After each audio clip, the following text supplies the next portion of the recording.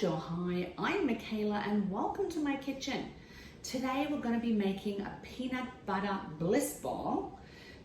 Very easy to make, very simple, there's no baking, and bliss balls are great. You can leave them in the fridge, leave them in the freezer for when people come over, when you feel like something sweet.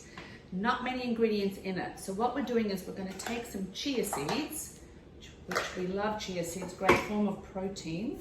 I'm going to take some oats. Now I've also added a little bit of coconut, not what the recipe calls for, but I thought it would be nice to go in. And we're just going to grind that up into a fine meal. So let's do that.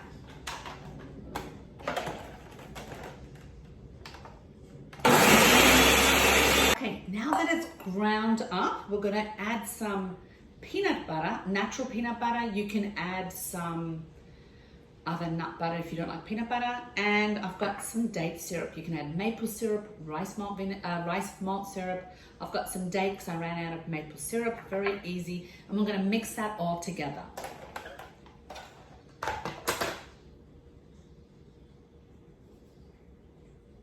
you can mix it by hand or just chuck it in the blender for a quick mix and then finish the rest in a bowl.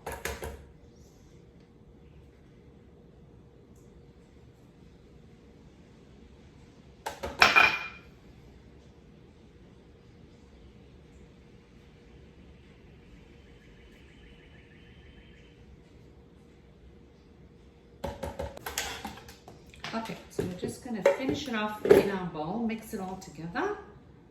Now, the recipe calls for adding chocolate.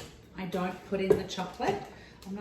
I love chocolate, but I don't like chocolate chips in things, so I left it out. So I have the coconut in instead.